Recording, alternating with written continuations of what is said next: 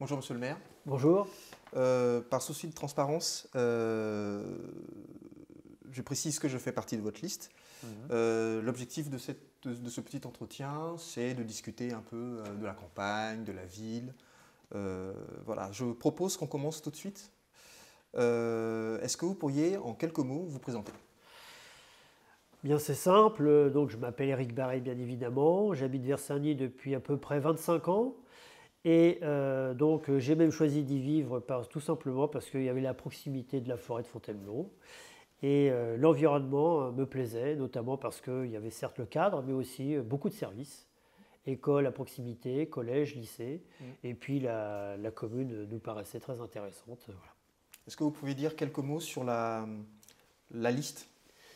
Sur la liste, alors elle est diverse et variée, plurielle, notamment au niveau des personnes de tous âges, de tout quartier, et à peu près à 60% renouvelés. Toujours pour être transparent, quelle est la proportion des partis politiques réels dans la liste? Parce que quand on regarde les tracts ou le programme, Oui, on voit oui. beaucoup. Quelle est la proportion à l'intérieur? La proportion à l'intérieur, donc c'est simple, hein, au niveau du Parti socialiste en tant que lui-même, il y a 3 personnes qui font partie du Parti socialiste, dont moi-même, D'accord, et puis 3 personnes qui font partie du Parti communiste, d'accord, ça fait et 6. ça fait 6. Après, ce sont des gens qui ont des affinités avec la gauche. Donc ça fait 6 sur 30, Sur 29. sur 29, 6 sur 29, très bien. Je vous propose d'attaquer tout de suite dans le vif. Au premier tour, il y avait 5 listes. Oui. La liste de M. Frélière qui a fait 5% au tour. 5,60, ouais. 5,60. La liste de M. Novion qui a fait 16,5. 16,5. La liste de M. Eudes qui a fait 16 au tour. 16,5. Pareil, 16,5. Ouais. La liste de M. Lorion Oui. qui a fait autour de 32, je crois. Non, 28. 28, ah pardon. 28. Et la nôtre, la liste Ça fait 33,5. Versagny, donc on est arrivé en tête. Au deuxième tour, les deux listes de droite, donc de M. Eudes et de M. Lorion, ont fusionné. La liste de M. Novian et la nôtre n'ont pas fusionné. Est-ce que vous pourriez dire pourquoi ce choix a été fait? Donc au sujet de M. Novion, c'est vrai que c'est un peu particulier en ce sens que nous avions nous-mêmes proposé un rapprochement en décembre 2019. Nous avons suivi un refus. Puis en janvier 2020, et là encore nous avons suivi un refus. À cette époque-là, d'ailleurs, nous n'avions pas connaissance, je dirais, de l'entièreté de la constitution de chacune des listes. Toujours est-il que suite à 2 refus, donc on a bien compris qu'on n'était pas personne désirable, je vais dire comme ça, et finalement nous avons constitué nos listes, et puis nous sommes partis au premier tour séparés. Sachant que nous avons vu la constitution de la liste de M. Novian lors de ce premier tour, et bon, quelque part, ça nous a conforté sur finalement l'espèce d'antinomie entre notre liste qui était constituée et celle qui était constituée par M. Novian, notamment par certaines personnes qui l'ont rejoint. D'accord.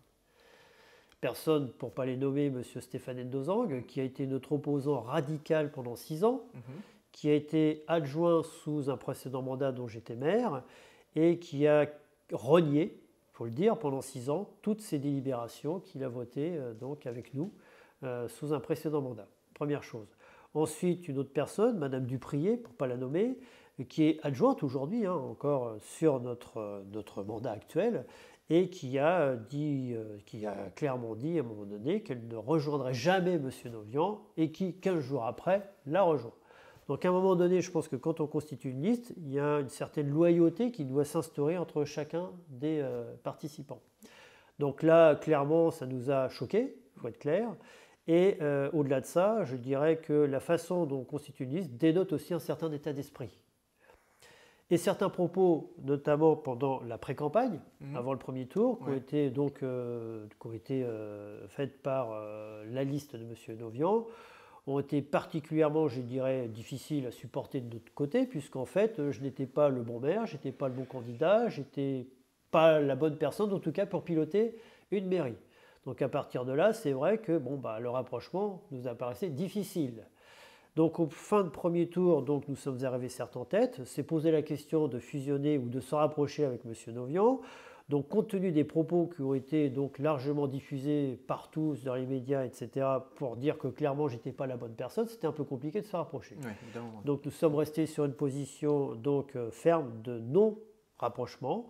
Et après, il y a eu le fameux Covid-19 qui a enclenché une particularité donc, nationale sur un décalage du deuxième tour. Et ce deuxième tour arrivant tardivement, donc le 28 juin, là, c'est effectif maintenant, Monsieur Novian est revenu à la charge en nous demandant cette fois-ci de nous positionner sur un rapprochement. Sachant que donc, les propos tenus auparavant n'ont pas changé, voire ont été un peu continués dans leur lancée, et nous a conforté, unanimement d'ailleurs, hein, sur le fait qu'une fusion avec cette personne donc, serait très difficile à gérer, notamment sur des objectifs et puis comment arriver à gérer donc une liste qui fusionne avec la nôtre quand on voit aujourd'hui l'état, je dirais, des propos qui sont tenus contre nous. Oui. On peut se demander même pourquoi ils nous ont demandé un rapprochement, vu que là, je pense qu'on est sans doute les plus mauvais de la Terre. On peut, voilà, c'est même, je dirais, assez stupéfiant les qualificatifs dont nous sont utilisés pour nous désigner. Donc aujourd'hui, ça conforte finalement ce choix que nous avons fait. Et par rapport à la liste, alors la fusion divers droite, M. Eudes, M. Lorion, est-ce que vous avez une réflexion particulière? Donc là encore, nous sommes sur une particularité puisque cette fusion est très ambiguë, en ce sens qu'en 2014, nous avons déjà eu un peu ce type de fusion avec M. Dumoulin qui menait une liste dite de gauche dissidente, puisqu'il était ex-adjoint à l'urbanisme, je précise bien, et il a réussi à fusionner avec une liste tenue en tête par Mme Guilcher, liste de droite, voilà, qui elle était radicalement contre tout urbanisme. Voilà, je rappelle même, c'est la petite aparté, que 3 jours avant le premier tour, il y a eu un tract incendiaire contre M. Dumoulin de Mme Guilcher. D'accord. Bon, voilà. Et aujourd'hui, ils se retrouvent sur la même liste. Et ils se sont retrouvés 5 jours après sur la même liste.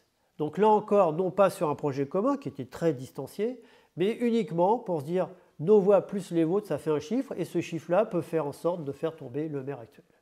Voilà, c'était mathématique et non pas politique. Ça, c'était en 2014. 2014.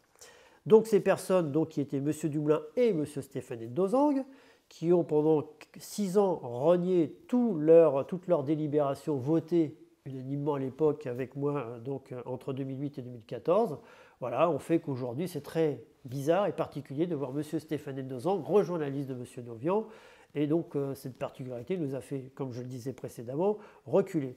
Sur la liste, donc la fusion entre M. Lorion et M. Eudes, il faut savoir qu'à l'époque, en 2014, cette fusion a choqué tout le monde, et en particulier M. Eudes, qui a été très virulent et a tenu des propos vindicatifs contre cette fusion en la nommant le mariage de la carpe et du lapin. Il n'a cessé d'ailleurs pendant tout le mandat de répéter le fait qu'il y ait une ambiguïté dans cette fusion qui a continué pendant 6 ans. Et aujourd'hui, stupéfaction, finalement, M. Eudes va avec M. Lorion, Mme Guilcher et M. Dumoulin, qui est finalement l'accompagnateur d'une certaine partie de l'urbanisme vers Saint-Denis, dont la ZAC du Ballory, qu'il a voté, que Mme Guilcher et M. Eudes ont contesté en permanence. D'accord. Donc là, on est sur une ambiguïté totale, incompréhensible. Donc là encore, on est sur une addition de chiffres et pas sur une addition de projets politiques.